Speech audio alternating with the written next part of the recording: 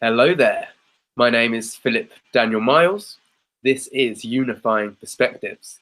And today I'm absolutely blessed, grateful, and excited to have the fantastic Leo King, David Palmer. Thank you for joining me. Yeah, man. Thanks for having me. I'm super excited to be on here with you.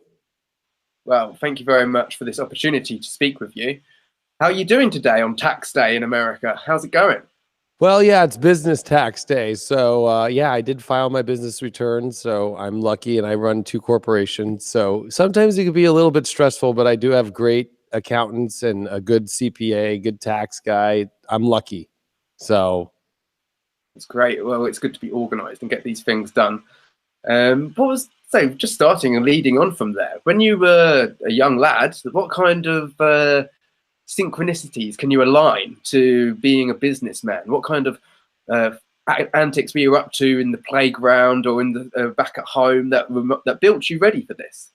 I would say sports. I was always like a leader in sports. Like I was the captain of the water polo team in high school. I was the whatever you call it. In baseball, I was always the MVP, or I was like the coach's, right-hand man that would do things for the coach. I was always a leader in those sections. In class, I got kind of bored. I have ADHD. So class was boring to me. So I always needed more interaction with people or things that were more engaging. That's cool. Yes. We often find when we look back that so many of the things that we were doing as we were youngsters were preparing us for the current and for how we would flow forward. Myself being a Libra dominant, I was always getting in trouble for talking to the person next to me.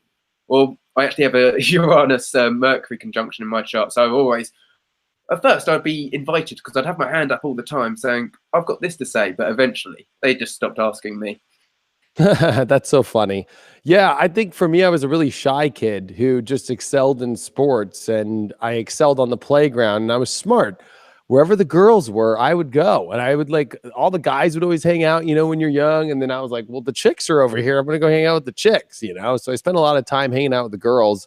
People thought I was gay. But I was like, dude, the girls want guys to talk to them. So, and I think that's kind of how I fell into astrology, was more open to just being, hey, this feels right. Like happiness, positivity, love, instead of trying to be the macho guy that just, is like, this is the way I have to live my life.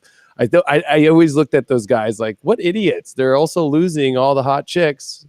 Take care over there by yourself on the playground. Yeah, I couldn't understand why there was no other guys playing stick in the mud, where everyone's in a stick in the mud and you have to crawl through the girls' legs or kiss chase. I was doing it. I would love friends of all the girls. It was much easier for me actually to communicate with girls, and it was more of a work in progress, connecting with gentlemen, and well, they weren't gentlemen then, but male figures. And so yeah, it was a healthy balance for me. I'd do the guy things, but then if it got boring and there were some girls that were like, hey, we're over here doing this, I would go over there. I'd be like, what are you guys doing? They'd be like, we're just jump roping. I'm like, okay, I'll jump rope. I don't care, whatever. I'm hanging out with the chicks. But it was like, yeah. So I don't know. Yeah, that was more of me. I was a little bit more reserved. Yeah, it's good to have that kind of experience, and I feel like it's more nurturing as well, the feminine energy. So it means we've got the opportunity to be more observant about the world around us. So what was it that originally brought you forward into a spiritual nature? Was there any key experiences as a young man or when you were growing up that you found your curiosity within, or do you remember any insights that you had when you were still quite young? It was honestly so basic. When AOL came out, I'm 33, so I was in the dial-up computer internet days, and I was very fortunate to have my grandfather who helped build the first computer in a warehouse where 1 kilobyte was literally like a 40,000 square foot warehouse worth of coils and everything. So my grandfather was also a numbers guy, a CPA, and worked and built computers. So my whole life, I was around computers when people didn't even know what they were. My dad actually, for Halloween, was a computer and people didn't know what it was. So long story short, my first experiences was on AOL when I started dating girls in high school and in middle school. I'd look up their sign. You know, it was like, oh, I'm dating a Pisces. What is this? Okay. And I know I'm a Leo. And right when I read Leo, I knew I'm a Leo. I mean, it was very clear. So I believed it at a very young age. And so I used to use AOL to, you know, as I would date every chick on the cheerleading squad, I'd try and say, oh, it was almost like an experiment. I know that sounds horrible, but I was like, oh, what's me and Capricorn's like? What's me and this girl like? Oh. So that's how I got into it. And then it really didn't do much except, you know, I just kind of repped the whole Leo thing. Like, oh yeah, I'm a Leo, da, da, da, da, da. And then I had a lot of psychedelic experiences that blew me away. And it was kind of from there on that, you know, I started getting into tarot actually first. I got into tarot first, and then that brought me into astrology charts. And then I started to use my old astronomy knowledge because my grandfather also taught me how to read the planets and look through telescopes and taught me everything about the planets. And I used to watch on Laserdiscs the old National Geographic's planet series and stuff when I was a kid. So I knew more about astronomy than astrology. But the fact that I knew astronomy and I started to read astrology made more sense to me. And I think that's the problem with a lot of astrologers today is they don't know their astronomy.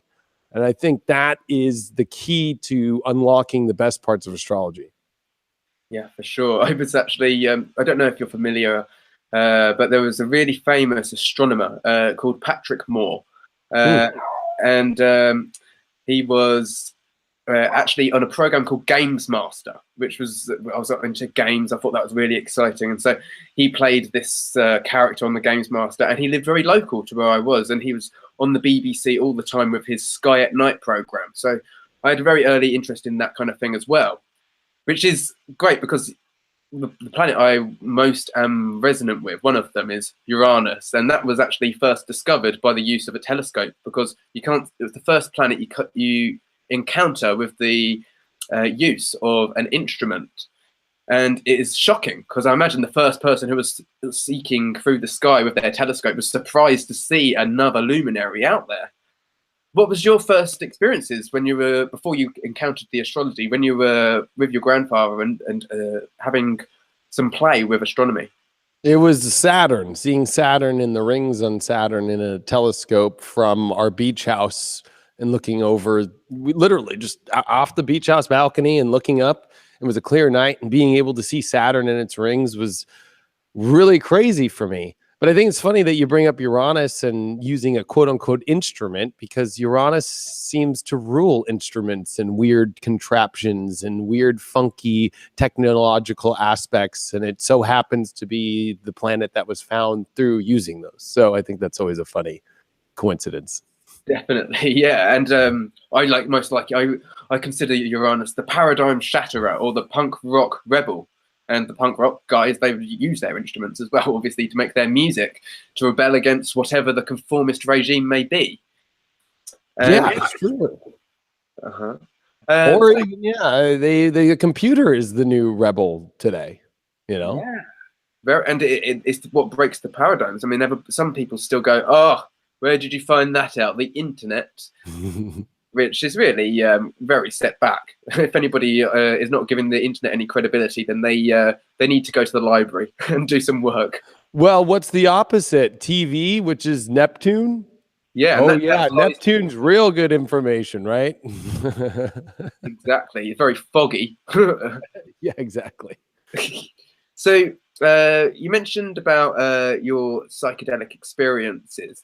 What kind of reflections did you notice that made you correspond your experience on a substance to understanding the nature of reality at a deeper and greater level?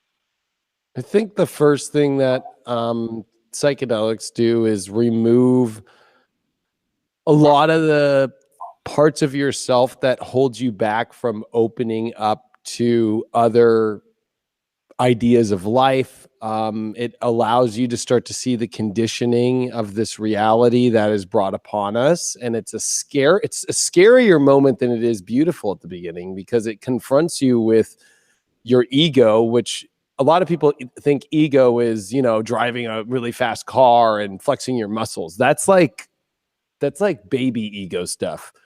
Deep, hardcore ego stuff is identifying with a world in which we're afraid of letting go of that identification. And so that experience for me was the hardest to get through. That life was supposed to look this way, it was supposed to be this way, Earth was supposed to be this way, the world was supposed to be this way, people are supposed to be this way, the supposed to everywhere started to fall apart.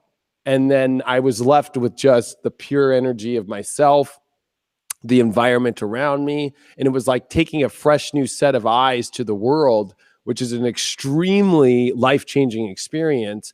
And the biggest one for me was when I stayed up all night and I woke up in the morning, and I would always watch sunrise. The sunrise on psychedelics will blow your mind for the rest of your life.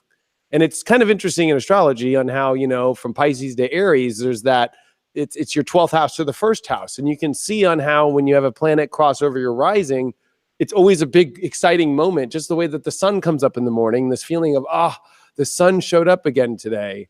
And, you know, most of us don't watch the sunrises in the morning or sit there for hours and watch it from the smallest of light to the biggest of light in the day. And it was in that moment that I realized how powerful the universe was. And I was able to start to understand how the universe worked. And it was almost like all my astronomy and all the astrology that I had been researching all kind of clicked. And it was like, I don't know, that's what it did for me. And it got rid of all the preconditioned identifications of self that were not who I really was. I love it. It's a great articulation. And it's a bit like the Fifth Element. Big bada boom, or eureka. Yeah, big bada boom. You know. Very cool. Yeah, very much. Or you know how, you know, when she, the Fifth Element, you know, when she has to research life. And so she gets on a computer and goes, brrr. That's what psychedelics were to me. It was like everything that I had kind of been stored in my subconscious was being thrown out, but reorganized, because it's almost like in a computer, how there's defrag, right? Defrag is an old, system that takes all of the data on your hard drive and actually stores it in a condensed area so it can get rid of all the fragmentation that's in your hard drive. And long story short, I feel like psychedelics are defrag for your subconscious, repetitive, and kind of conditioned aspects of your psychological self. Yeah, you nailed it, encapsulated it perfectly. It's like, so it's not just culture, which is a real big thing to have to defrag, but also our shadows, and it opens us up to looking into our darkness and realizing those things that actually are causing us to be held back. And it's our own holdbacks. We've got to take responsibility and own them and have the bravery to confront ourselves. It's true. I mean, one of the hardest hardbacks I had when I was doing LSD was I was smoking methamphetamine at the time. And I remember after like a couple times of doing LSD, I was like, why am I doing that? And I just literally stopped. It was like, I literally called my brother, pick me up. I'm going to stop living in this house where I'm doing meth every day, and I'm out of here. It was like everything that was just not working started to be realized and work. And so, you know, I mean, there's a lot of negative side. Things become a little bit too intense of realization. So I think the brain goes through a little bit too much to deal with at once. So it takes years and years. And I'll be honest, it took me at least a decade to finally calm down from my psychedelic experiences. That's how intense and dramatic they can impact your life. Certainly so, yes.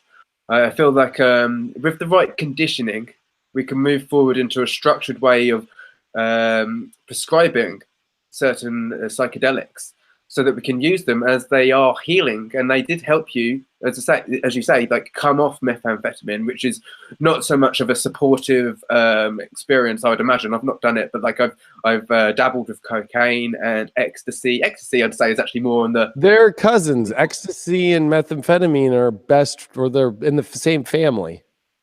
I feel like MDMA can be used as well as like to help depression and things like that. It's just about prescribing it in the right manner. And I think maybe we can move into having healing houses and holistic therapies bring these through in a way which is useful for us.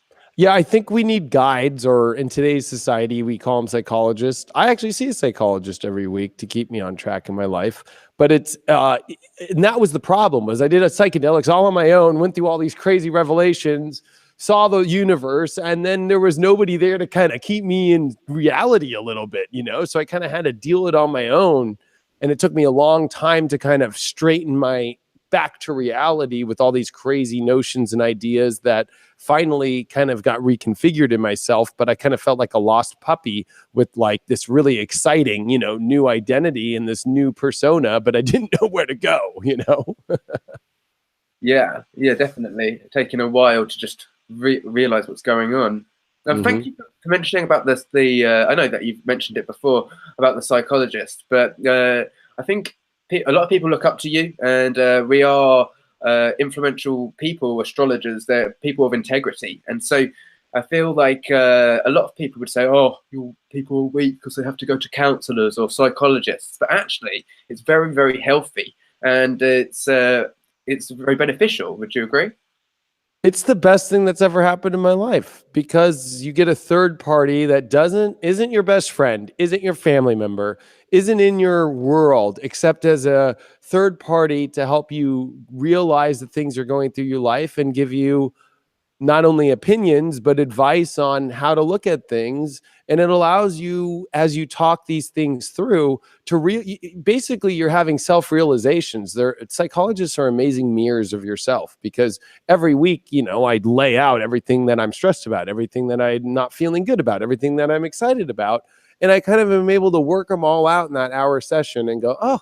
And every time I leave my session on Fridays, I'm like, oh, I just feel so much better about my life. And I sorted it all out. I understood, and I started to see all the patterns and why that reached that place in my life. And I can move on. And I think anybody who's in a role where they're going to be quote unquote like a personality or a leader or somebody helping people out, they also need to have somebody helping them out, right? So like for me, it's like it keeps me in my own life on track, so I can be on track for other people too. Sure, yeah. My mother is a psychotherapist, and she teaches that at university here. And she's like in her 60s. I'm not going to say her exact age in case she watches. However, she still goes for psychotherapy herself every other week, and it's integral actually that happens, so that we can defrag, again, great word for letting go of all the karmic stuff that's going to continuously come through for the entirety of our lives, and that is just experience for you, isn't it?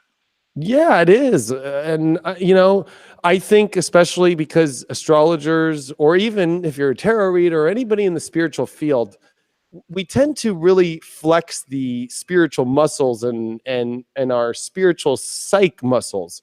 But then we tend to also get a little drifted from reality a little bit. So I think a psychologist is important because it keeps you here in reality, reminding you of just more basic reality, psychological things to be aware of, so you don't lose yourself into the whole spiritual, like, many dimensions that, people talk about or whatever. Because I think that being a spiritual person or being a spiritual practitioner, you have to also be grounded in reality too. Like, yes, I know there's multiple dimensions. Yes, I know there's all these crazy things, but at the same time, it's like, yes, you still have to go to work every day and show up. And yes, you still have to like take care of yourself and do earthly things. And I think, psychologists keep people, especially in that department, like in reality, and keep you in check too.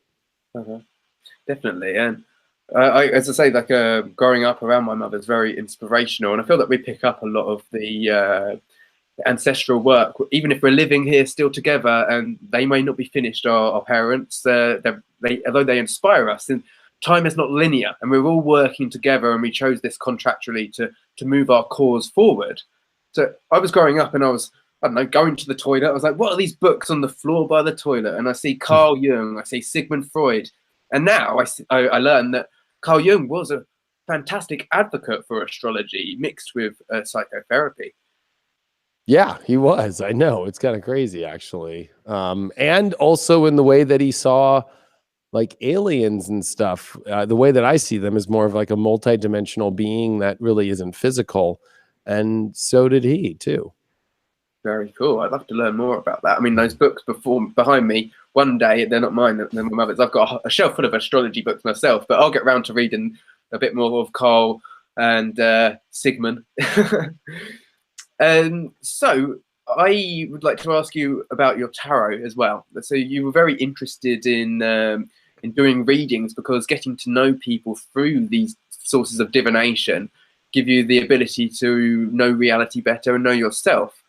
What kind of experiences were most enlightening for you with regards to tarot before progressing onto astrology? And what are your favorite free cards while we're on the subject?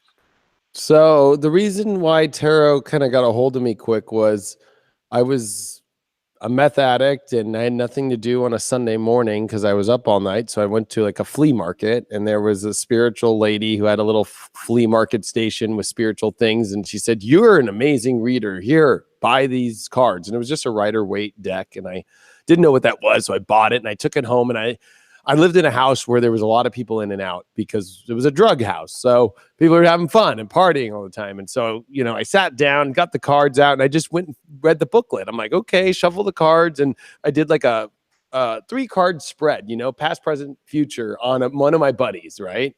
And started doing it. And everything that it said he was going through, and it scared him so much he left. He was probably tripping on drugs too, but he left, and then we didn't talk for months because it affected him so much. But I kept going with it, and it just kept me realizing, oh my gosh, like the tarot cards are huge psychological human understanding, you know, ways of going through and understanding our spiritual consciousness. And that's what got me going, because when I looked at astrology to me is not so human. It's much more ethereal. It's much more, well, you know, much more Greek godlike, right? It's like from the heavens, you know, it's from a non kind of human place. We have no control of the planets. We have no control of their rotations.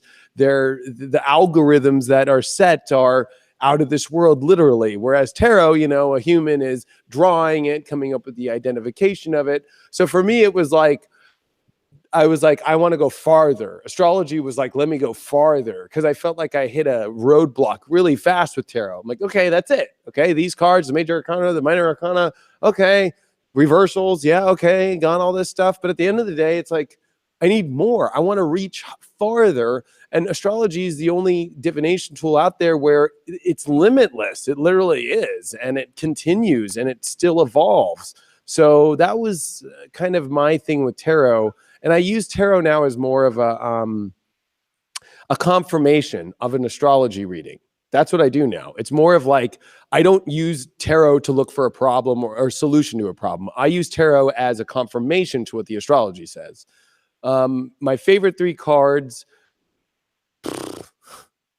the Chariot card's my first favorite card because it's a card of, and it reminds me of like, you know, kind of if I were to refer the Chariot to today, it would be like getting in my Corvette with the top down, leaving a place I'm over and ready to go into the universe, full throttle with the universe guiding me and all the in the world, shiny new armor on, just ready to go. And I'm emotionally feeling ready to leave that town and get the fuck out of there, you know? So that's one of my favorite cards. Because that's one of my favorite feelings in the world, or like, you know, when you're ready to just go and move into something. I actually I was looking for some confirmation on something I was doing last Saturday, and I kept shuffling the deck and the Chariot kept coming up. And I was like, this is a divine reflection of me being able to navigate whatever waters lay in front of me, and it's all good. And it's very reassuring to get that confirmation. Yeah, it's a very, very positive card. I don't think it gets enough love. You know, not a lot of people talk about it, but I think that's my favorite card. And I love the picture of it always. Like, especially the Rider Waite. It's just, it's got the Sphinx, the black and the white one in the front, the positive and the negative, but you're being guided by these very powerful spiritual figures that are divinely guiding you towards the direction and where you're supposed to go. You've got the moons, which are the crescent moons that are on the shoulder blades of the guy who's driving, and it's like we are in touch with all sides of our emotions and our feelings, and they're coming together with the universe. So there's a lot of synchronicity, and the town behind it is gone. It's the past. It's leaving where you've mastered. You've already done your work. You've already done whatever you had to do there. It's over. The relationships, the life. It's like moving into the new direction. It's that moment of being on the road and moving in that new place, and that moment of changing to something positive, which in my opinion is better than any drug. Like, that's my favorite feeling in the world, in life. So that's why I love that card. It's like, that's my favorite card. I mean, of course, I love to see 3 of Cups, just because of the social element. I'm a DJ for a living, and the interaction with people, and feeling positive and happy, and emotions and feelings. So that would be another card for me, even though it's not a major arcana. My last card would probably be the 2 of Cups, because, so it's funny, they're right next to each other, because that's an emotional, sacred union. A lot of people think the Lovers is a good card.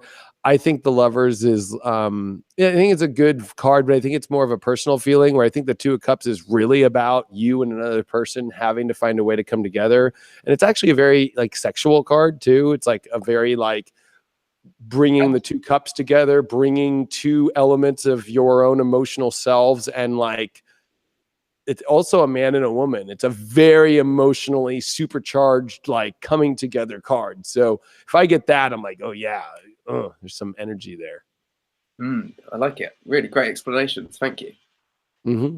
And the colors, right? I think the colors are very bright in the 2 of Cups, as well as in the 3 of Cups too, and as well as in the Chariot card. Rider Waite, you can go by just color alone. It's kind of crazy. It's powerful what it jogs in the psyche. Yeah, for sure. Mm-hmm. I like that. So you swiftly moved on to astrology, and I've heard you describe about you went to Huntington Beach, I believe, and where you spent a lot of time, and that feels like a home for you, I believe. And you set up a stall and invited people to come along and gain your confidence as you were doing astrology. I mean, you'd obviously been doing it since quite a young age. And what was your experience there? Were you coming into your confidence? Were you rejected or pushed back by people, or going, "Oh, what's this astrology"? How was your experience of this?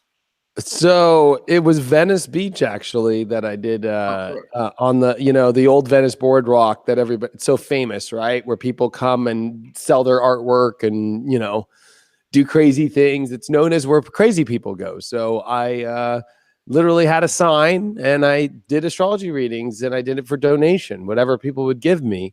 And people were very into it, especially it was crazy because the way that I would do it is I'd have my laptop there and I'd run a chart, and it was like, I would just run a chart and hold the laptop and literally just be there and just tell them whatever I felt come up. I was using it more like a psychic reading. I'd be like, oh yeah, their progressed moon's squaring this or conjunct this. Or one of my secrets is progressed moon. You could tell everything in a chart by somebody's progressed moon, where it's at, what sign it's in, which modality it's in, what aspects it's making, what it's doing, where is it at in the phase of the moon cycle. There's a lot of things with the progressed moon that could just tell you right off the bat. So that's, I could just go right off that and tell somebody where they're at in their life, where they're feeling, and boom, boom, boom. And they'd just be like, wow, how do you know all these things? And then I would just start peeling the layers of the onion. Okay, let's go here. Let's go. Boom, boom, boom, boom. And I didn't get any flack from it. I got more flack on television about it, because the years before I was on reality television as an astrologer, and they made me look like an idiot. They made me look like I was kind of like, nobody wants to hear this. And it was edited that way. But the truth is on the show, everybody was dying to hear it and loved it. So, it was kind of hard to, I think the hardest part with flack is television, there's even like me on shows where they're like making fun of me for astrology in American television. So that was kind of hard. And I didn't ever got it in person though. I mean, you get skeptics all the time, but the way I just deal with skeptics is I just go, oh, that's fine. That's cool. You don't believe in it, whatever. Yeah, that's really powerful. Like I resonate a lot with that. And we must say to any budding astrologers, just go and do it. Go and start practicing, go and start your readings, because this is where you'll gain the confidence, because the reactions of people and how accurate the readings are flabbergasting, and it really, really boosts you to continue. And it's so enthralling. That was my experience as well. I didn't have the confidence to go out and do it until you do it. It's just pushing yourself to go forward, willing yourself to go forward. And then you really get where you want to go and you won't stop. And yeah, and for me, it was TV. It wasn't even in person. I went on reality shows saying I'm an astrologer. So it was like, that put me in the ultimate position of having to like own it with a bunch of cameras on me and tens of millions of people watching on ABC. It was like, holy shit, and so everything from there on was super easy. That's incredibly brave. I actually have, we've got a lot of similarities. I've been a massive fan of Big Brother in the UK. Oh, nice. In the UK, it's a lot more psychological based, less entertainment based, because I've watched the American one before, and it's a lot more of a quiz or a game show. However, I interviewed for it, I didn't get it, and there's always an opportunity. You never know. I'd do it if it wasn't on TV. But going back to TV, I think you're very brave for taking the brunt of any criticism, or like wearing the astrologer, if you say taking off the mask, but you don the hat of the astrologer. And so if people are skeptics, you are fronting the ship, you're manning the ship with regards to a lot of the community with regards to astrology, which I think is very brave, and I commend you for. Thank you. It's a pleasure. It's great to have somebody who's leading the field that way. I'm a big wrestling fan as well, and I'm going a bit all over the culture here. But recently, we see that it's coming forward into culture a lot more. And The Miz is Mike Mizanin. He was also a reality TV star, and he lived his dreams, and he's a professional wrestler and has been for a decade now. A month ago, he comes out and he says, "This is my year to make it to WrestleMania. I'm going to face Brock Lesnar for the WWE title." And it's in the stars because astrology says so. And I don't care if you don't believe in astrology, because it's in my chart and it's my year. And I looked up his chart, and it is a very good year for him. Like, I can't remember the details of it, but it's fantastic that we have people who are leading this crusade. Oh, that's super cool that he did that. Yeah. The thing about it is, I've always wanted to make astrology cool, because I was sick of seeing astrology being this really lame place. I went to a lot of the conferences, and I just was realizing, wow, sure, like it kind of felt like it was like a World of Warcraft club or something. It was like, nothing against that, but or Magic Card Club. I remember as a kid, like Magic Card kids were in the corner and played with their Magic cards, and everybody else was like, what are they doing over there? So I kind of was like, I want to make it cool and hip. Like, I want to be like the Frank Sinatra, Dean Martin of astrology. I want to make this like, come on, like, if you're not into astrology, you're a fucking idiot kind of energy. Like, you're stupid. Like, I know that might sound horrible, but the truth is I wanted to make it sexy and hip, and that, you don't have to be astrologer. You can be the whole point of my whole entire brand, and it doesn't even matter what my horoscopes are or how I do my readings. Like, the whole point of why I'm on this planet is to make astrology prove to the world it's valid, amazing, and you can be anybody and do it, and it affects every kind of person in their life.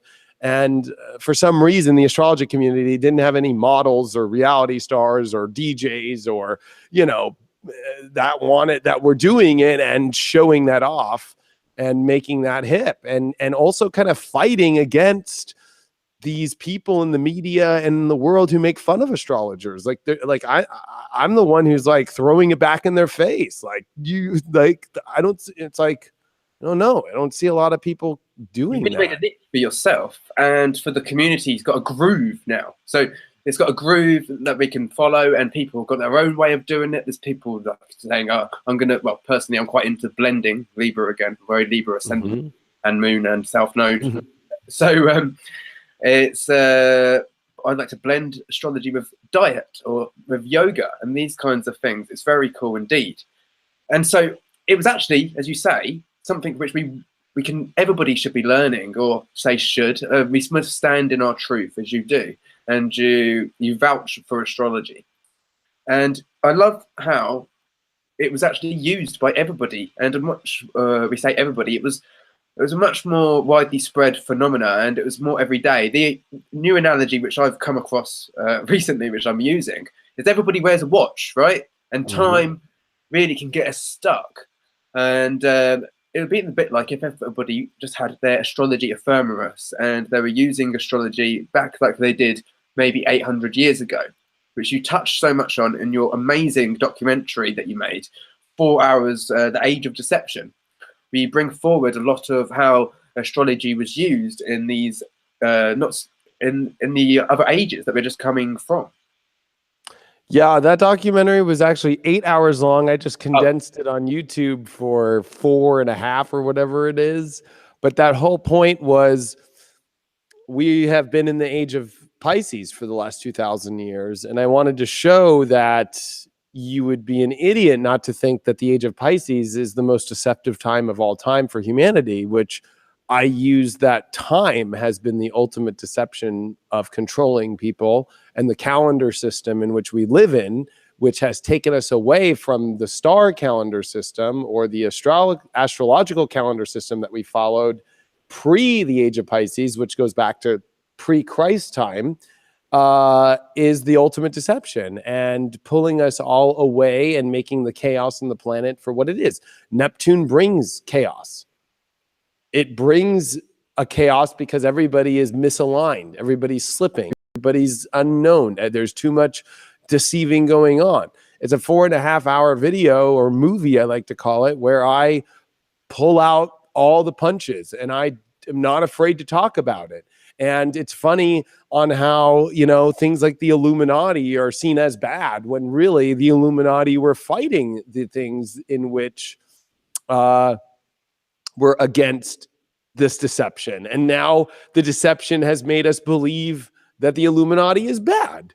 And the deception has made us, you know, believe ISIS is bad by putting it on a terrorist group when really ISIS is the goddess energy of Egypt. I mean, there's a million areas to where this deception now has. The swastika is on Buddhist temples everywhere. And of course, there just happens to be a whole thing on Hitler and Germany. And now you see a swastika and you automatically think of white supremacy, or you automatically think of death and destruction to Jews, which of course was horrible and happened. And I believe that happened. I'm not a conspiracy theorist that thinks that never happened. But I can tell you that the whole conspiracy was to get rid of these ancient, beautiful things and get you to think they're bad. And we're seeing it everywhere in so many different areas. And especially astrology was the one that got hijacked the most. And I proved in the Age of Deception was, if you do your homework about the Bible and how Constantine brought Christianity in the late 300s, right, in 300 AD, in that time period, and what happened was a bunch of people just got in a room and said, okay, we're creating a Bible. And when everybody started to convert to Christianity, it took 1,000 years into really about the first pope. It was about 800 pope. The first pope took over Rome as the emperor of Rome. Once a pope took over Rome, all the Bible got redone to get rid of all of the paganists or anybody who believed in nothing Christianity, to sort them out. Put that in the Bible that you can't look at astrology. It's bad for you and negative, and that'll weed them out. And I basically did all my homework. And I did all of the research. I read all the books. I did all of my research, and it was right there. It was like crazy. You did a fantastic job. I actually, when you released it, I actually sat myself down. I set the whole Sunday out because I knew I was going to enjoy it, and it was a really, really good piece. I watched it all in one go, and then I think I watched it again a week later just to try and integrate the information. I'm actually reading a great book now by Chris Brennan, which is a Hellenistic astrology, and Oh, cool. yeah, he's talking about Ptolemy and how he wrote the Tetrabiblos, which is almost like an original encyclopedia explaining astrology.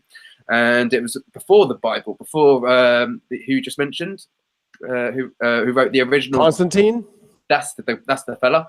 And so he wrote the Bible was one of a very rich allegory for how to use astrology in our everyday lives. Before, as you say, in Rome, it was rewritten as more of a controlling mechanism for belief systems, and we haven't progressed from that. We've actually become more and more confused, and all of the other religions have been twisted, and so that's what we're defragging again, using that great word, to re-understand ourselves and come back to the allegories and such, which we can understand ourselves and the fine art and divinational tool that is astrology, the root of understanding this reality. Exactly. And I think a lot of what the age of Aquarius is just the human finally understanding what the human is. I think it's so funny that the greatest deception of all is that, we're a bunch of these crazy creatures on this random place and we don't even know who we are, why we're here, what the hell's going on. So the age of Aquarius is not this as crazy as I think people think it is, oh yeah, it's the time where the world's going to come together and da da da da da. I think it's as simple as just one little lightning bolt strike in our collective conscious going, we now realize why we're here.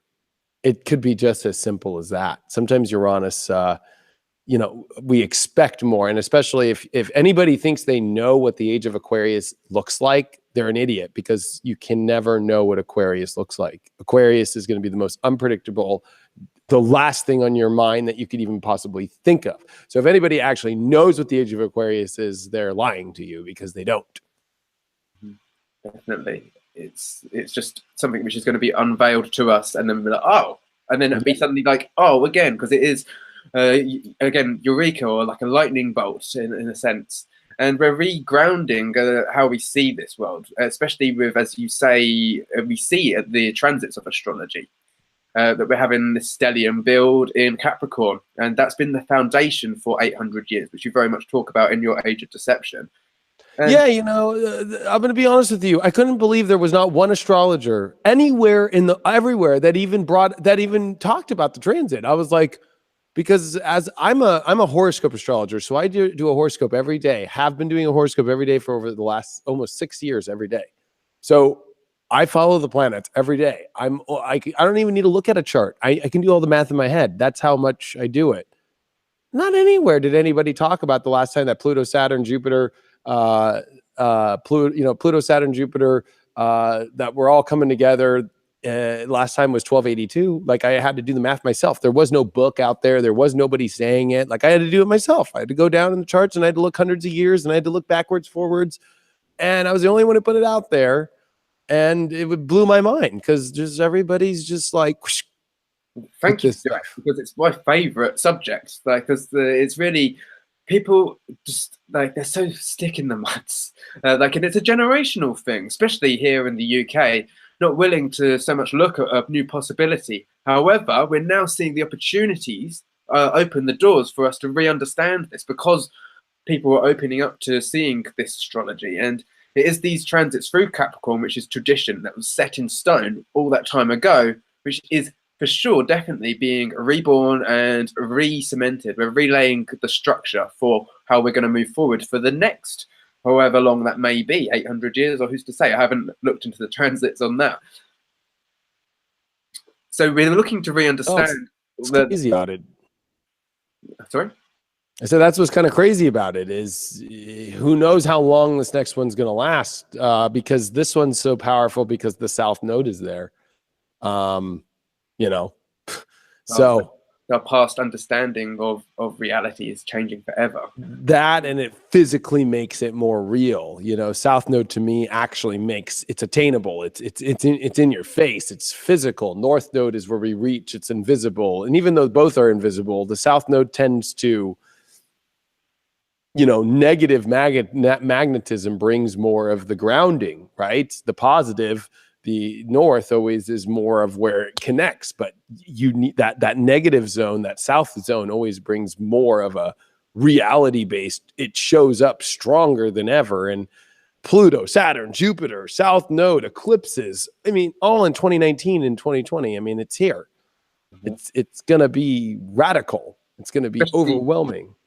Coming off that the solar eclipse that we had at the end of Aquarius, opposing the Leo grand eclipse that we had last summer, has really pushed us forward with regards to that. And now we see that these changes are coming to greater fruition, and the shocking truths, which is being helped by all of the transits play at once, like a concerto or something like this, is really helping us bring it forward. So going back to Ptolemy, I really want to address this subject before we move on to other things. It's because it's so exciting for me, and I love it. And that is that Ptolemy believed in the spheres.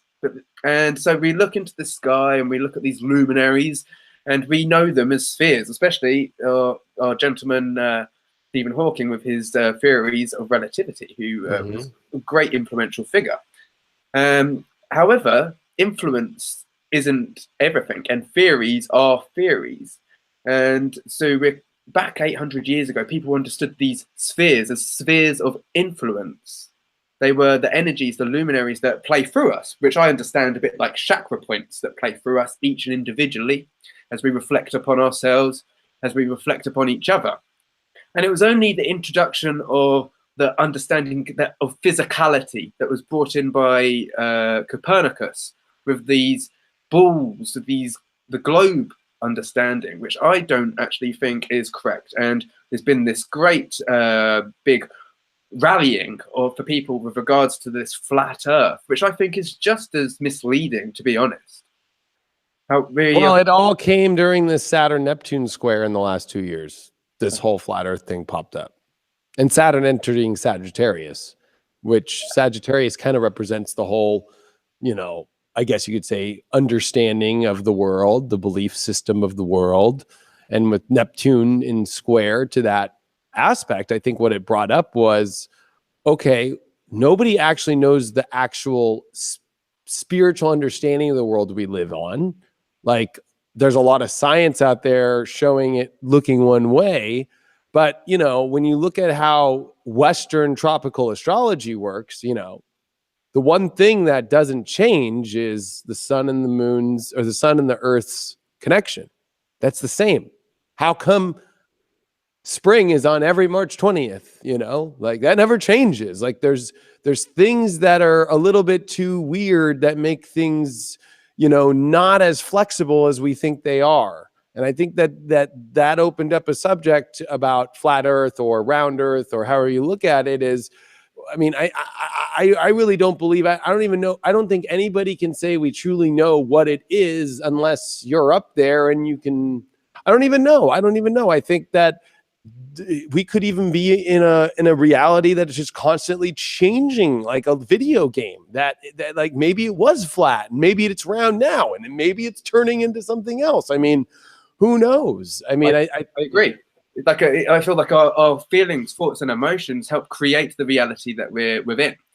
It's almost like the holodeck in Star Trek, in a sense, maybe a holographic reality. But I think the most important thing with regards to this is that there are the deception of us not being at the center, us equally the center of creation, not just Earth being in the middle and not the sun, but you are the center of your reality, I'm the center of my reality, and we're co-creators in this experience. And we see that in the flower of life. All those circles overlapping each other. It's almost like the seed is to know that we're each the center, and to respect all of our counterparts, or all of our colleagues, all of our friends, all of our lovers as individuals who are equally important at the center of their experience too. And that is really where the love can then flow through on such a greater level, on a spiritual understanding. That's the best point, especially the whole battle that has begun is now this whole understanding that Copernicus was right and we're random. We're just way out in the middle of freaking nowhere and we're just all by ourselves and we're randomly put here and there's no reason for us being here. We're an anomaly. Whereas it was different with the old theory where it was like, no, we are the center of the universe. We are the center of everything. And I know people think that might be an ego thing, but I think it's more like the universe or God that was focused more on the centristic aspect of humanity and what it's doing, opposed to no God randomly, or there is no God. A lot of the science community doesn't want to prove that there is a God or that God is just some particles that came together and created this reality. It's like we're so far away, and it makes humans start to just feel like, okay, yeah, we're actually lost. You see how in just a matter of 500 years, you can go from, oh my gosh, we're the center of it all and the universe is surrounding us, and to, oh no, we are so far removed from it all and we are all the way back and we're in the back of the bus and we're not allowed to sit in the front of the bus anymore. I mean, it's literally like treating us like slaves. I know that might sound crazy, but I think we're there. We're re-understanding, we're re-remembering this divine truth. And it shouldn't be an isolating thing. It should be an empowerment of understanding, of re-remembering this stuff. And I had a great simple analogy, and people go, "Oh, you're just playing with words like knowledge."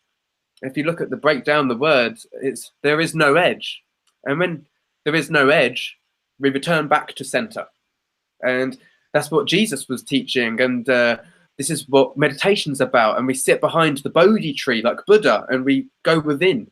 And this is where we find the wisdom in our own darkness, in our own meditation, in our own awareness.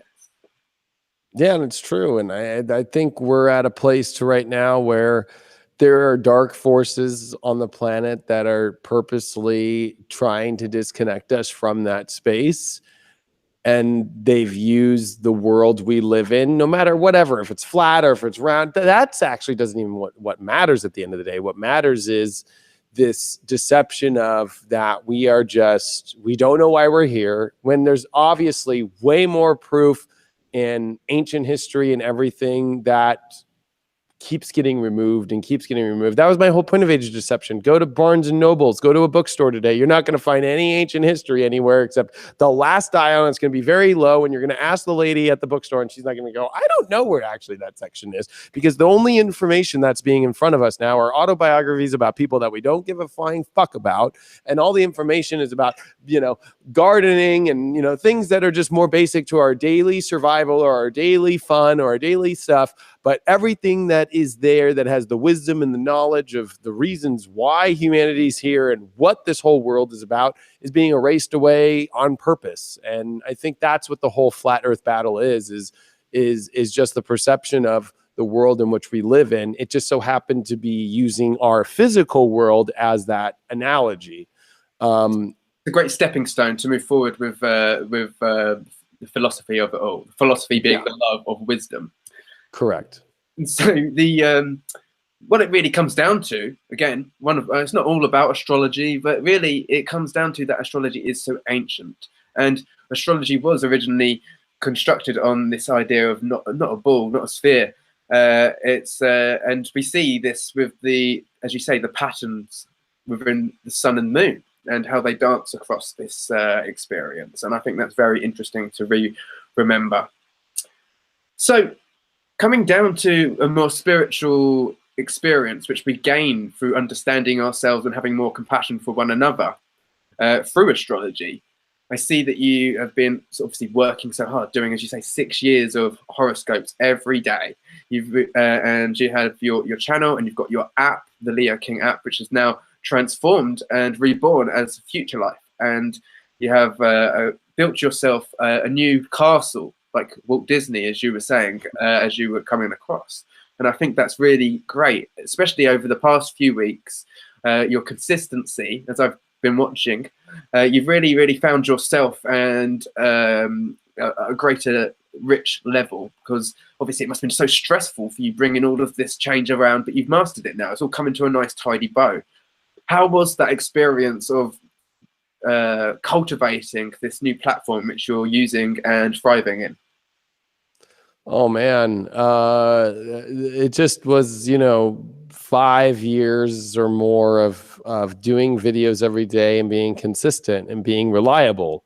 You know, horoscopes, written horoscopes are pretty reliable, but they're very kind of, I don't know, they're not alive, right? So I started doing a video every day, and I created this platform. And then after, it was 2014, I built the Leo King app, and that was a big deal. I was the first astrologer in the world to sell video horoscopes. I was the first one, because everybody on YouTube was doing it for free, right? Giving it all away. If you look at the YouTube astrologers with the most subscribers, most of them, if you look at the numbers, aren't watching. It's just people who liked it and they just want free, that's it, free, and I don't care what it is, and they're not even really there. And for me, it was all about building a platform full of concentrated people that love the stuff.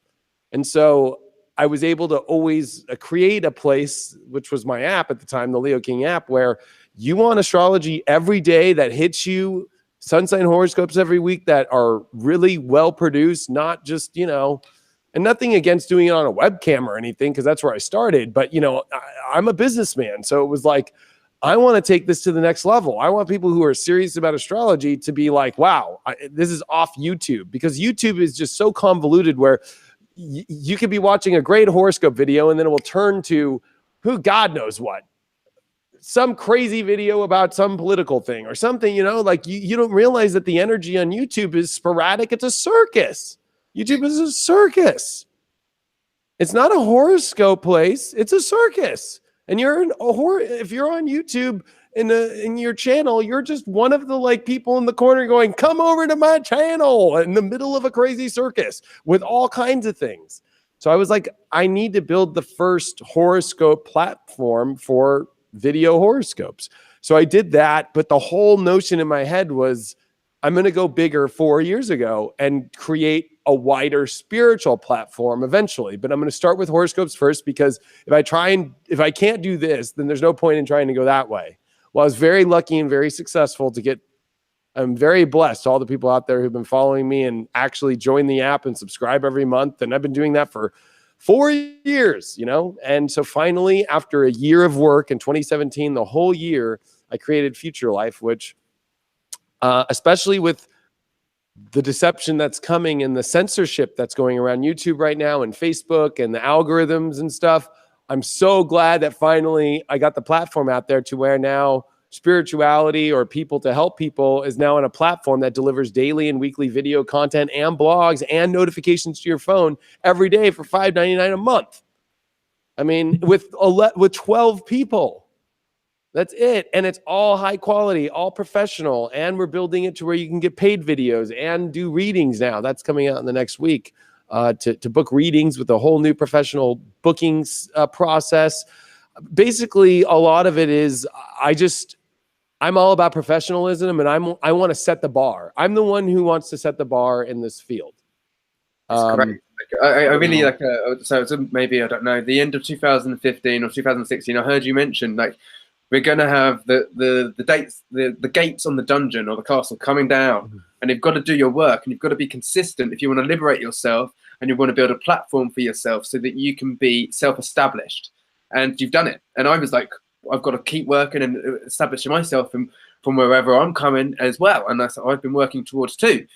And I think you've done a magnificent job, especially with the variety of people that you have on board, because there's different people resonate with different vibes, and people can choose that.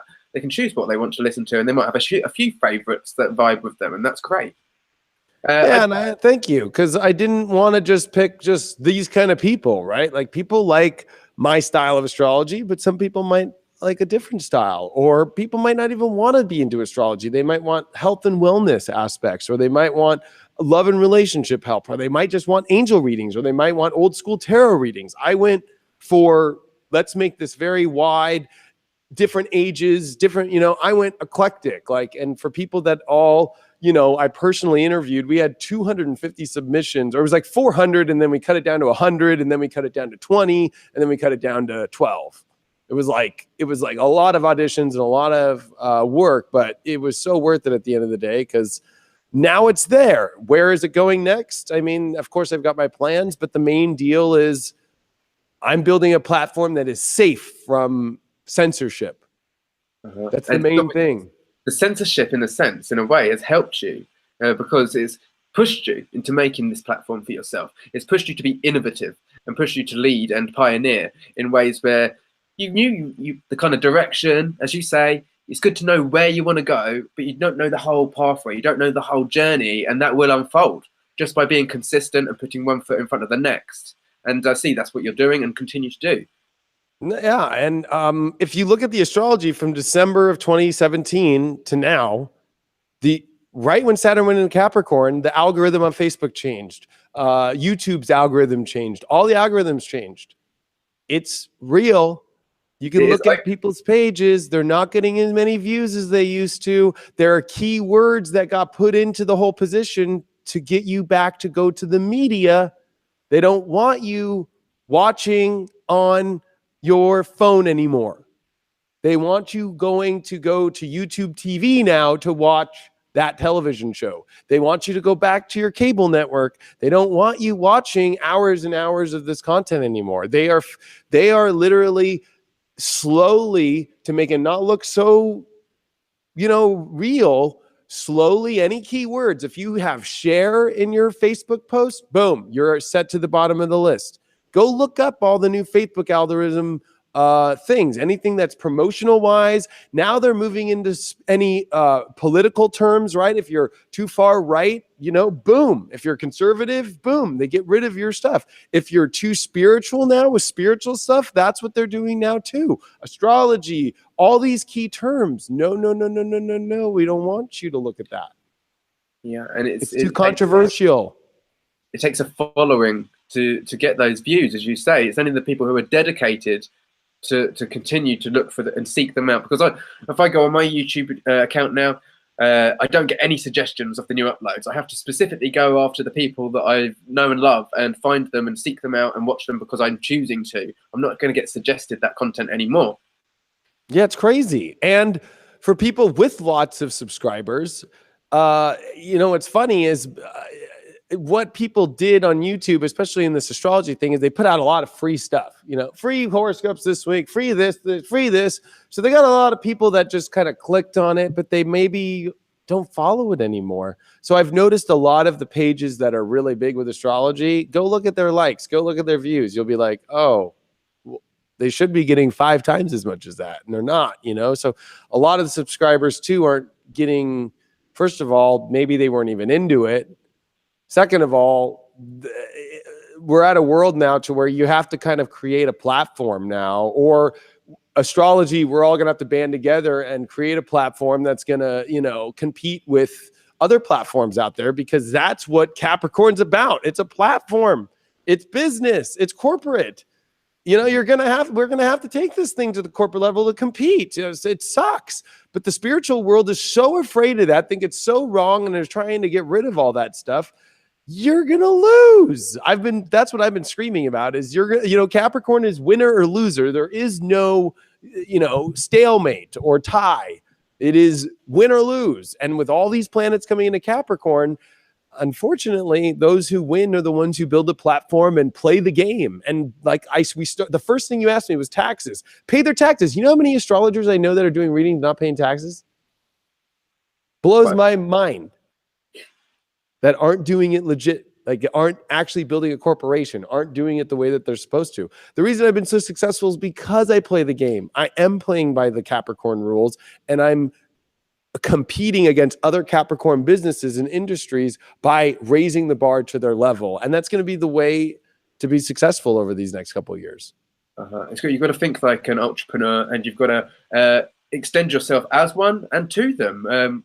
Just to name drop the great Wonder Girl, she does videos right for entrepreneurs and how to best use the energies in the sky. And I think that's what we've got to move forward with, not just with astrology, but with our spiritual awareness too, especially with these nodes shifting from Leo into Cancer and Capricorn in the couple of years.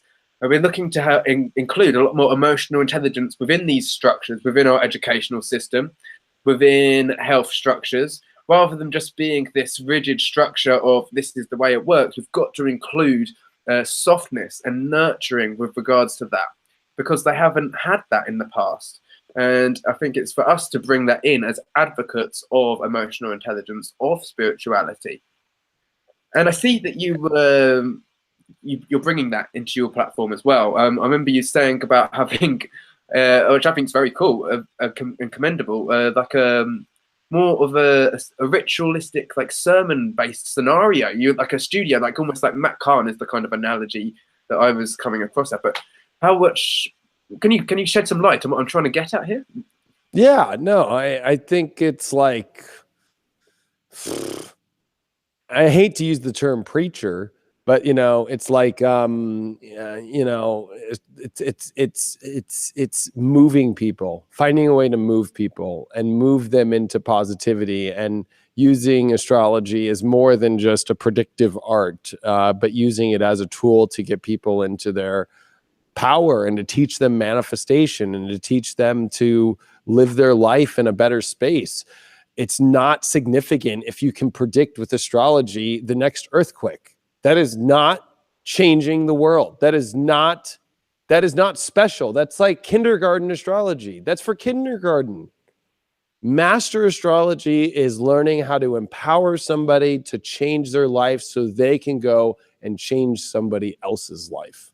And that's the astrology that I focus on and the platform that I base myself on. And I get attacked a lot for it, about how I live my life. And, there's people who attack me a lot, and it's like, whatever. It's like, I'm living my life and I'm living it as whatever the lesson is, and to be better. It's like, there is no perfect way to live life. Even you can try and play your astrology as best as you can. Sorry, there's going to be issues. There's going to be problems. There's no perfect way to play your life just through astrology even alone. Astrology is a tool to understand how to get through it, because it's, it's hard. But, I think, I've been getting a lot of flack. Like, did I pick the right wedding day? Like, it's like, well, obviously it's still going great. Like, I don't know, it's like people don't realize, like, it's not, that's not even how it is. There is no right wedding day. There is no perfect astrology for the perfect wedding day. Like, there is not. Sorry, there is not. Like it's fate. There is fate in the world, and it's about how we react to that fate that happens and how we can bring positive to it at the end of the day, But a lot of people aren't on that level yet, I guess. But yeah, we're co-creating with the energies that are here to, this is what I always like to say, that people like have fear come down with regards to certain transits, and this is an opportunity. What can we do with this transit? Now we know, we're empowered with the information, a bit like a surfer, right? All these waves are coming in. They don't just go out and choose the crappy wave. They're like, I'm going to wait for that great wave and I'm going to make the most of it. It might not be the best day, but I've come to the beach and I'm going to make that best opportunity out of what I've got coming for me. Yeah, exactly. I mean, at the end of the day, it's like, are you going to wait your whole life for the perfect day? And then what happens if you die in between that perfect day? Or what happens if you got to live your life now? You got to live with the best that you can. I've bought in cars on Mercury retrograde, 2 of them. They worked fine. You can't wait. It's not about fear. Like, you know what I mean? Like, so there's a lot of things that, I laugh about, of the stigmas around it. And going back to the platform and how I think it is, I started a school last year called Leo King Elite, where I taught 130 people astrology from literally 4 weeks with me every day, and 4 different tiers. And I won't say this person's name, but they actually were in my school, and you're watching them now. And if you notice, they took all of my information and they're doing amazing with it. And they're one of the only people who also have a daily video every day and use the chart like I use it and circle it. That person was in my school. And I don't want to put their name out there because it's respect. But I feel good because the way that I'm doing it and the way that I've taught it is actually making people successful and changing other people's life. And I'm watching them influence other people and getting tens of thousands of subscribers now. And I'm like, wow, my shit actually does work. So I'm actually proud of that person for what they're doing. And I'm super excited. But it's funny how they would never admit it either, too, though, which I thought was kind of interesting. I was like, whoa, whatever. The Leo in me is like, oh, gosh, you don't want to admit it, but whatever. I got to learn to let that one go. But that school has taught some of the greatest people now out there what to do. And so this year, I'm going to be selling all those videos for people to learn astrology and how I do it, how I read charts, but also how to create a business out of it. Because I literally take you from baby to master's degree. And it's literally, I don't even know how many hours. I think it's like 50 hours of videos. It's a lot. That's very cool. I mean, I would recommend anybody in investing in that because it is an investment itself. If you're passionate about astrology, if you're passionate about learning, then I'm sure that it's a very, very good, useful course. Obviously, proving good results. Yeah, so there's a lot of ways to, I think with the platform to do it, whether it's kind of a preacher style. I do a lot of like astrology talks, like Age of Deception, or I don't know if you've seen recently in my YouTube where I'm doing live shows and I talk about transits or things that are coming up, or whether it's through actual video horoscopes or if it's on a daily show now, High Vibe here on this set that I do, where every day I'm just not even talking about astrology. I'm talking about ways of getting through life and raising your vibration to a more positive way. There's so many ways. I do spiritual dance music where I do every 2 weeks a video spiritual dance music horoscope, where I'm doing horoscopes through music. I've been doing that since 2013 for every new and full moon. That's great. I'm very passionate myself about music and astrology and how to use You could use music to describe the transits. That's what I'm really interested in myself. I'd love to use more of a rock base. I love the house music as well, though. It's my favorite type of dance music. I must say, it is something that's pumping, and you can actually dance. I'm a voguer myself. Boom, boom. Yeah, and rock is my style too. I don't even listen to dance music at all unless I'm playing it. I listen to rock all day. That's what I listen to, is rock music. That's awesome. What's some of your favorite bands?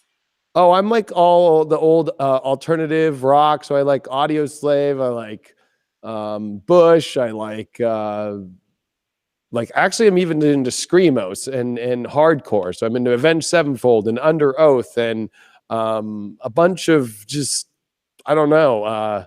I'm into ska. I love ska. I like Five Iron Frenzy. It's a Christian ska band I love. Like, it's weird. Like, I'm into a lot of different rock. Of that ska band. That sounds cool. I'm a very massive punk rock and ska fan. But my favorite band at the moment are Weezer, which obviously cool, yeah. Cool.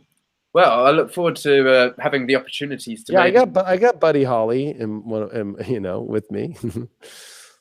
Cool. I look forward to maybe we can do some kind of musical astrology collaboration one day. That'd be fantastic. Yeah, that's actually the future of my plans, is huge festivals with based upon the astrology and using lighting and video and music all at the same time, and having the transit show and basing the whole entire show off what's going on to teach people how to follow the universe based off music, lights, and sound.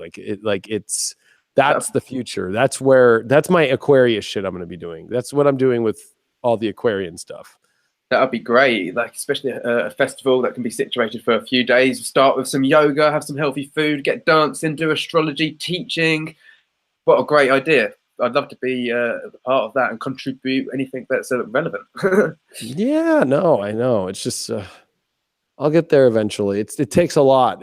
What I've learned in this whole process is patience is key, because to get to here now where I have a freaking television studio for astrology, I was 6 years every day, and thousands of readings in person, thousands. You were reading my chart just before, and you were so accurate and so precise and very, very helpful with regards to knowing exactly what to say to alleviate any doubts and boost the confidence within the reading that you shared with me. I mean, it was only just a short glance over, and you were just uploading the chart before, so it's instantaneously pulling it out, and it was very accurate, and it was very great for me moving forward. Just a reassurance. That's exactly what I needed to hear, and it's very cool. Thank you for that. Oh, no problem. That's how readings pull up.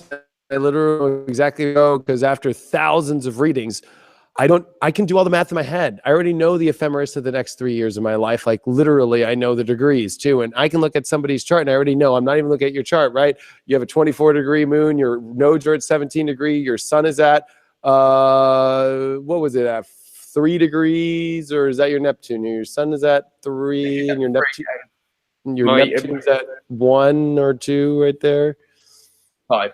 5, yeah. So, but you know, I'm already right in that zone all the time, and I'm doing all that stuff in my head, and I'm already in all the transits, and I'm already doing your progressions, and I'm already like doing your solar arcs and counting. Okay, you're this years old, and I do it all. Bam, bam, bam, hit you, slam it, boom. We've both just had Saturn transits in Capricorn, like, because I had Saturn go over my moon, and then we both have 5 degrees for, well, you've got Jupiter at 5 degrees Capricorn, and I have, that's where my Neptune is. And so Saturn's going to be retrograding back over that, and over the next few months in April, moving forward through the summer. So it's very interesting stuff that we are aware of all these things and how to make most of them, and not to have them as barriers, and actually use them as ladders to climb up to our next vocation, our next thing that we're creating, which is very powerful indeed. Oh, and you know what's interesting about 5 degrees of Capricorn is in the beginning of, I think it's in January of 2011, there was a Sun, Venus, Pluto conjunction in Capricorn at 5 degrees. And on that day, I was at the end of my ropes. I was in Hollywood. The reality show had just aired, and I had kind of lost steam, and I was like looking for the next thing. And you know what happened on that day? Right on my Jupiter, boom.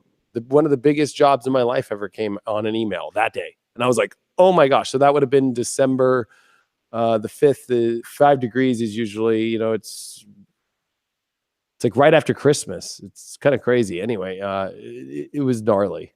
Like all that, the way that astrology works. And I can remember those dates, and I can remember those degrees, and I can remember all the transits. I'm weird. I'm a rememberer of dates and transits in my head, you know? Yeah. We were discussing about 12 years ago, which is, I think people find very interesting, because we're all going through this Jupiter and Scorpio transit at the moment. And if we go back 12 to 13 years ago and we remember what was going on for us personally, for me, my father passed away, and which was obviously, it's a big thing for anybody. And so, but now 12 years later, I'm coming into my own authority of self. I'm coming into my own experience of being able to reassure myself as a mature man, which is very beneficial too. And if we go back 25 years to when that initially happened, I'm actually clearing up some abuse, sexual abuse that I was the victim of, but I'm not going to be the victim anymore. We clear that out, we forgive, we let go, and we move forward, and we empower ourselves. And so we see the benefits of the Lord of the Sky, Jupiter, coming in with a torch, coming into the dark cave of Scorpio to illuminate what is treasure, as you say. Sometimes it feels like it's not treasure, and sometimes we can discover that it is the biggest chest of gold that we could have discovered. Yeah, Jupiter and Scorpio, especially retrograde, is when all the pirates decide to go find treasure. Like, it's one of those like crazy journeys to find treasure, and there's crazy seas, and there's and there's darkness, and there's this. But you know, some people find it, some people don't. You know, it's a wild ride.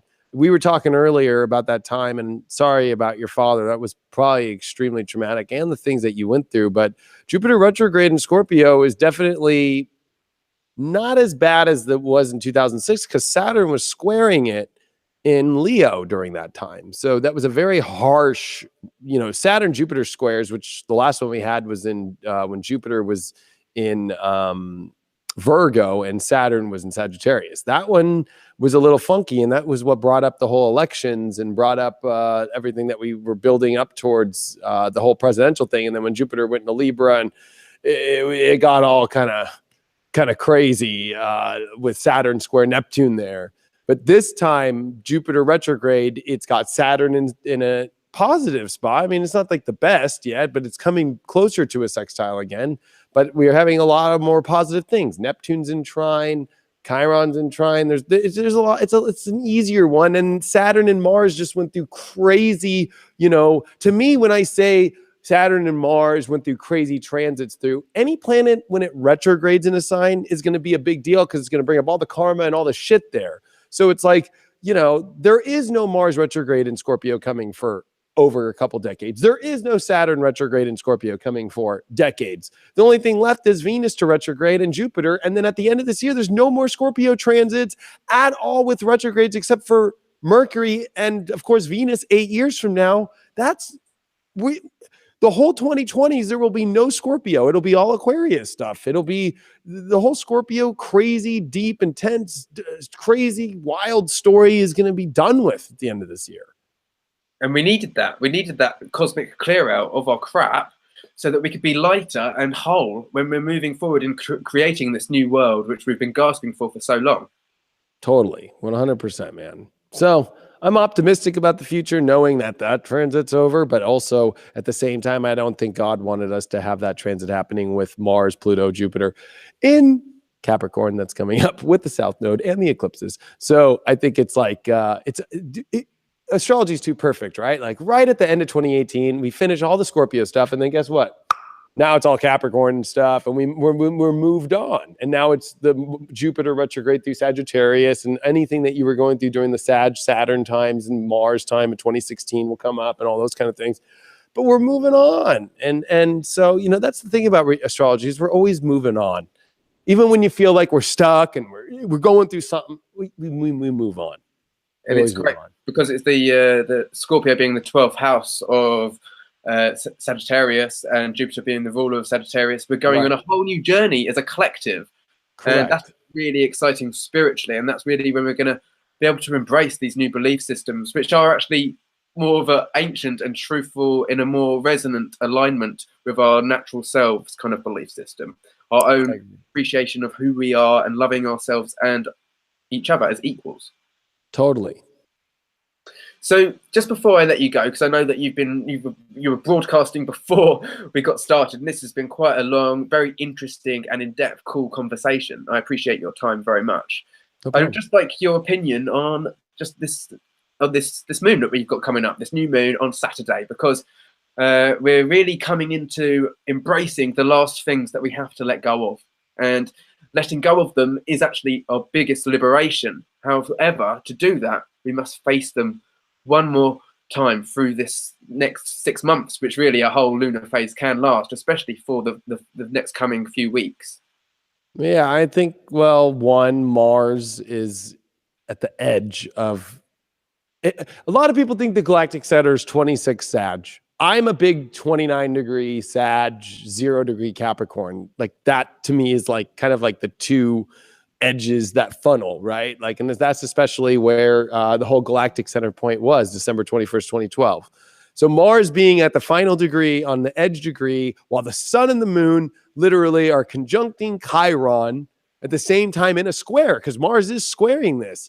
There's a lot of hesitation about how we deal with really shitty issues in our life that are holding us back, and how we have to learn to be optimistic, positive, and have the courage to move on off of these things. It's very difficult. Mercury, Venus conjunct in Aries. I think it's an extreme time, and it's not a normal conjunction. Venus is going faster than Mercury as it's coming up, and Mercury's stopping. So there's a long moment here where we have to really look at how to better our lives, how to feel better about ourselves while shitty shit happens. Shitty shit's going to happen, but it's about how we learn to find a way to be positive, be more clear on things, be more clear on what we want and how we can fix things. Because I think Mercury, Venus in detriment is we can, you know, I think what happens is we can get too caught up on it needing to look one way.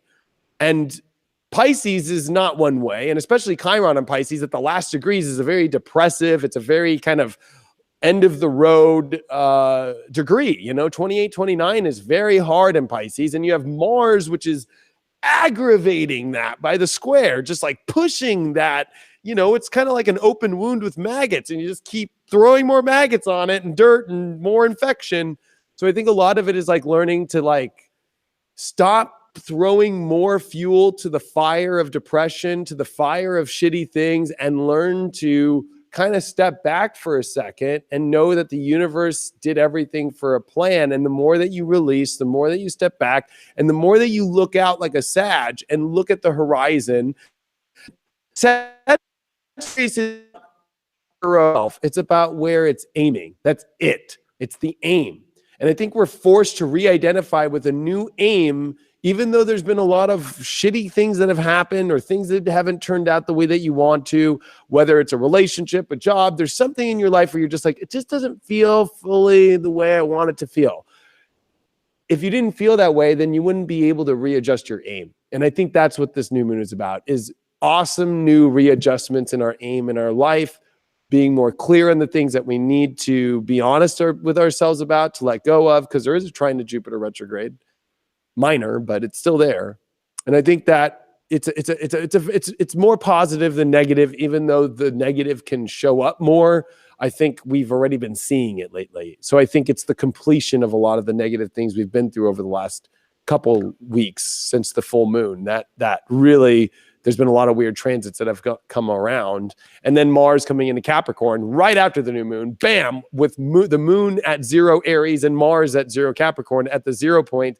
That's going to be the explosion, is the aftermath of the, okay, I'm ready to do this. I'm ready to fix this. I'm ready to make things happen. And it's a positive square because the moon is squaring Mars, and the moon is in Aries, which is ruled by Mars, and Mars is in Capricorn where it's exalted. So it's not a negative bad square. There's good squares in astrology, especially when they're like that. So you could say that we'll be emotionally invested in climbing that mountain, and we're going to have to pace ourselves at getting to the top, because we will get to the top if we just keep going, but don't run too fast, don't go too slow. Just be consistent and be steady Eddie, and you'll get there. And yes, and stop looking at the Band-Aid. It's on, you're fine. Mm-hmm. Like, you don't need to keep lifting it up and looking at it every 20 minutes to see if it healed. It's fucking healing. Relax. Keep going. Like, there's a Band-Aid on it, you know? You took your ibuprofen. You'll be okay. Keep going. I appreciate that. We need that. It's like a guidance within ourselves. Just have faith that it's all coming together at the right moment. And that's the thing about reality. It always does. If you've got the consistency and you've got the heart and you keep going towards what you desire, then you know that the things will manifest, maybe not the way you expect, but certainly in the way that is beneficial. Yeah, and I think that July 12th solar eclipse in Cancer, because it's going to be at 20 degrees, you know, this is going to be kind of a zone in which I think there'll be a positive resolution for many of these issues that happen. And Uranus, I mean, Chiron will have gone into Aries and retrograded in Aries. So we're getting ready for Chiron and Aries, basically. We're getting ready to kind of learn to let go of some weird shit that doesn't feel like it's spiritually connected, you know? And I think there'll be a lot of resolution through the eclipses from July 12th to August 11th. That's going to be the craziest time of the year. You actually really opened the door by mentioning the eclipse for another question, if you don't mind. Sure. So very excitingly, and it's very resonant with you particularly, because there is, at the end of 2019, there will be a South Node eclipse, which will be your Jupiter return. It will be, for me, on my solar return as well, on the 26th of December. So when we've got a solar, well, I'm not sure if would it be a solar or new moon eclipse? Either way, when it's going on, it's conjunct Jupiter on the South Node.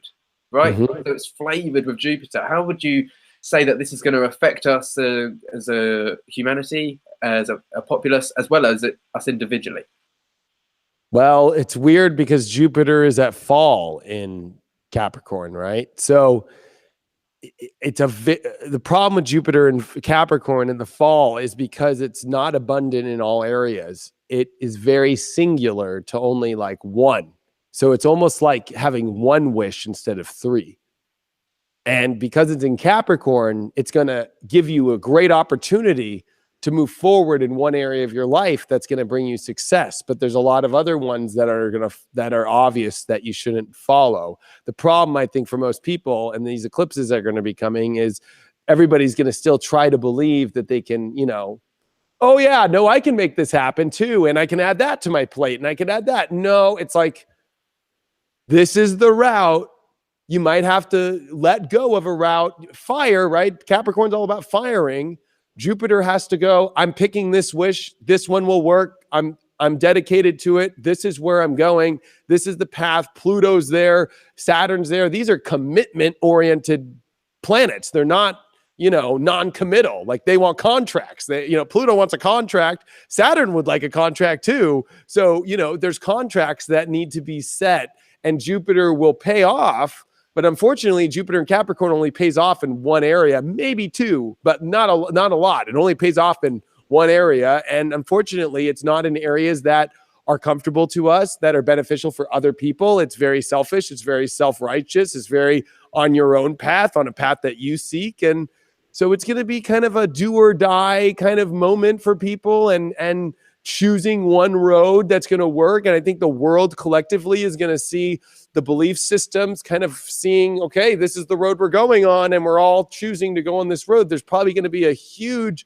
health crisis or some sort of crisis that's going to force the world to make a very hard decision in the world, but it is the road that is the right road.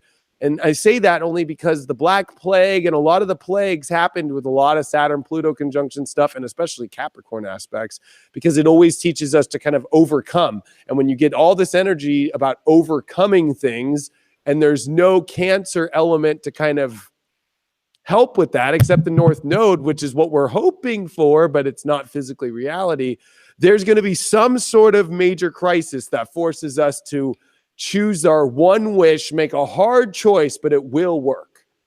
I love that. It's really, really potent description, because we're band together and move towards that Capricorn, that Cancer energy, whether that can be with regards to taking care of each other, moving forward with regards to that, and ourselves, obviously, most importantly, because as you described in your video about Rocky, was it Rocky or was that Stallone? Oh, cliffhanger, yeah, Stallone, yeah. And let's go, the chick. Yeah, and you've got to take care of numero uno sometimes, and that's what it is all about, as you say. Well, yeah, that one will be that'll be a crazy one. I don't even want to look at that one, yet. But I already know it, But we're gonna start to feel it after this new moon, because Mars will enter into Capricorn, and this will be the first time in our lives we've ever felt Mars, Saturn, Pluto with its exaltation before. Now, the last time Mars, Saturn, Pluto happened was in Libra in the 80s. And Mars is, of course, at detriment when it's in Libra, but Saturn is exalted. It's weird because now we're moving into Saturn in its natural home, Mars in exaltation, and Pluto's pretty damn happy in Capricorn. Because they were just mutually recepted in 2013 and 14 and 15. So you've got to realize, like, this is the all-out holy of holiest transits we will ever go through, and very holy grailish too, because of we're all going to be on search of some sort of holy grail, because the last time this happened was during a lot of the old Templar Knights and holy grail stories and stuff like that. So it'll be interesting to see. It's one of your favorite stories, isn't it, David? Yeah, it is. And, we could save that for another story sometime. But yeah, Camelot and Sir Lancelot and King Arthur, and that's a whole, and Merlin. Yeah. That's where I learned all my astrology and everything, was Merlin. We must talk about that on another video. But however, just a brief insight, that cross, that sword, the handle of the sword, you could say that's the astrology chart, and it's pulling the wisdom out and embracing astrology, pulling it out, the sword out the stone, and going to get astrology reading from a professional astrologer who can give you the insight, or investing in your own education of astrology so you can become your own astrologer as well. And we are going to see a fixed cross, which is actually, in my opinion, more of the cross in which you talk about, because the fixed cross in tarot, if you notice in the world card, it's the lion, the eagle, the bull, and the man, right? Aquarius, Taurus. Scorpio has always been known as the eagle, not the scorpion. And Leo, the lion. So, and in the Bible, they mention a man, a lion, an eagle, and a bull. So it's like, long story short, the fixed cross is always the one that represents when you feel the presence of God, or the events feel more heavily, intensely fated than usual. Some people might say differently. It doesn't matter which cross you're in. Personally, I'm more into the fixed cross, and we're going to have Uranus in Taurus, Jupiter in Scorpio, solar eclipse in Leo, and South Node in Aquarius. And we're also going to have Mars, remember, that's hanging out in Aquarius too during the beginnings of Aquarius. So there's a lot going in the fixed energies this year, which are going to be really intense here coming up soon. So very exciting. Stay tuned. Yeah. Well, Thanks, brother. You're amazing. I just want to say it to you and everybody about you. I love your vibe. There's a lot of people out there doing this stuff, but you just know how to go with the flow. You got a lot of depth, a lot of knowledge. You're really positive. You're wanting to bring a lot of people to, positive places and connect them all together. And I think it's great what you're doing. So you should pat yourself on the back for what you're doing. thank you so much. I really appreciate those kind words. And I must say to anybody watching who doesn't personalize or familiarize themselves with you so much, I do think that it's important to know that you are such a friendly chap behind the scenes. You really, really embraced me and were so kind to me in my messages that we exchanged when we were organizing this interview. And I think it's important that they are aware of your soft, gentle, spiritually aware, and emotionally intelligent qualities, which you do hold very strongly, and you've got a massive heart. So thank you for being. Oh, thanks, man. Well, it's just a mere reflection. You're the same way. I couldn't have said it any better about you. Cheers. Much appreciated. Have a fantastic day, and intending all the best for you moving forward. All right. Thanks, brother. You take care. Thank you. And you. Thank you for watching, people. Bye-bye.